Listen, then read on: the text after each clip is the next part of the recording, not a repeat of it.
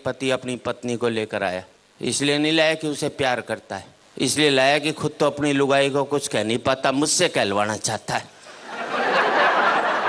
भाई मर्द के बच्चों तो खुद बोलो अपनी लुगाई को, वहाँ सबकी टैं बोल जाएगी। कई बार तो मुझे ऐसे लगता है जैसे इस देश के पतियों ने मुझे सुपारी दी हुई हो कि हम तो कुछ नहीं कहेंगे, तू कह दियो हमारी तरफ से। या देखा जाए तो इस देश के पतियों का मैं अम्बेडकर हूँ। ये बेचारा शोषित समाज जो आज तक ऊपर नहीं उठ सका, इसको मेरे जैसे ही संतों की आवश्यकता है। तो इस देश के पतियों को एक संत मिला है, इसके लिए उसका स्वागत कर सकते हैं। बोलो पत्नी नहीं देखे बस इस हिसाब से ताली बजाओ। और वैसे भी देखा जाए तो आजकल मार्केट में बहुत संत घूम रहे हैं, और दूसरे शब्द में कहूँ तो मार्केट वाले संत घूम रहे हैं। जिस संत के पास जाओ एक ही बात कहेगा, माया त्याग दो। बोले क्या करें? बोले मुझे दे दो। हर एक चाहता है वो तो करोड़पति बन जाए और आप बाबा जी बन जाओ। लेकिन मैं इतना ही कहना चाहता हूँ, अभी मैं अमेरिका गया, मैंने वहाँ देखा पति पत्नी बहुत प्यार करते हैं। सड़क पर चलते चलते प्यार कर लेंगे, ट्रेन में बैठे बैठे प्यार कर लेंगे। हिंदुस्तान में तो पति सारा घर में प्यार नहीं करता, बाहर की तो बात छोड़ दीजिए। इतना प्यार करते हैं अमेरिका में पति पत्नी की उनका प्यार का कोटा 2 साल में पूरा हो लेता है, फिर वो तलाक ले लेते हैं। हिंदुस्तानी पति पत्नी सुबह प्यार करेंगे, शाम को माथा फोड़ लेंगे, तो जिंदगी भर प्यार का कोटा पूरा ही नहीं हो पाता। इसलिए हमारे यहाँ कहते हैं 7 जन्मों तक साथ निभाएंगे, क्योंकि हम एक जन्म में प्यार का कोटा पूरा नहीं कर सकते। हंसने की बात नहीं, आपको अगले जन्म में दूसरी लुगाई चाहिए तो इस जन्म में इस वाली को खूब प्यार करो, अपना कोटा पूरा कर लो बस। भगवान अगले जन्म में दूसरी दे देगा, और नहीं कोटा पूरा करेगा तो 70 जन्म तक यही मिलने वाली है। हंसने की बात नहीं है, कल से जिस पत्नी को पति प्यार करने लग जाए तो समझ लेना साले के दिल में खोट है, वो चाहता ही नहीं कि अगले जन्म में। मैंने तो टेक्निकल बात बता दी। अच्छा, मैंने रिसर्च की कि इस देश में पति पत्नी से डरता क्यों? हमें जितनी भी ताकतें मिलती हैं सब औरतों से मिलती हैं।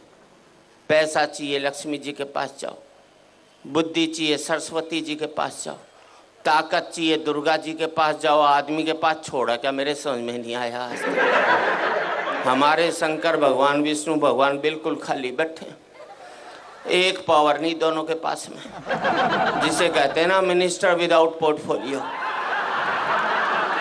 इसलिए एक जाकर बेचारा पहाड़ पर बैठ गया, और कपड़े भी कितने दिए पहनने को, देखो इसे, गले में सांप और डाल दिया।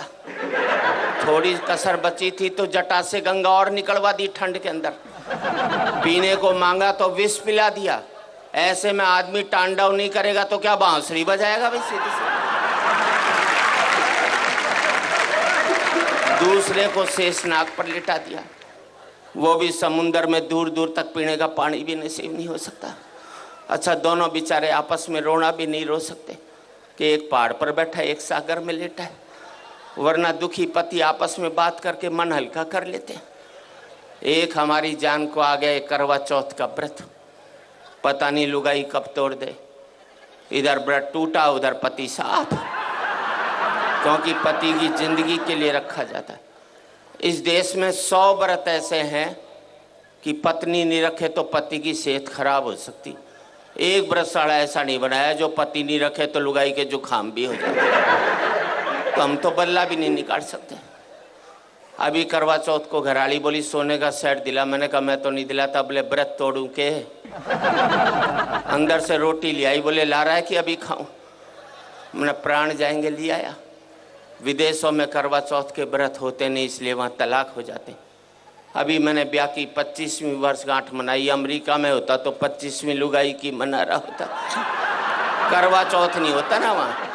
हमारे यहाँ पति पत्नी तो रेल की पटरी की तरह, मिलो मत साथ जरूर चलना पड़ेगा। अलग इसलिए नहीं हो सकते कि बच्चे स्लीपर बनकर दोनों को जकड़े हुए हैं, ना इसको इधर जाने देते हैं ना उसको उधर जाने देते। अच्छा, इस देश में हर एक पत्नी पति को एक धमकी जरूर देती है, मैं तो बच्चों की वजह से टिकी हुई हूँ, वरना कब की निकल जाती। अब मैंने अपनी लुगाई से कहा, मैंने देख सारे बच्चे ब्याह लिए, अब तो निकल ले। बोले ना जरा पोते का ब्याह और देख लो, उसने कभी नहीं निकलना। और मैं आप सबसे एक ही बात कहना चाहता हूँ, जिन परिवारों ने ये बच्चों के स्लीपर मजबूत रख लिए वो पति पत्नी इकट्ठे रह गए, जिनके ये स्लीपर कमज़ोर हो गए वो पति पत्नी भी अलग अलग।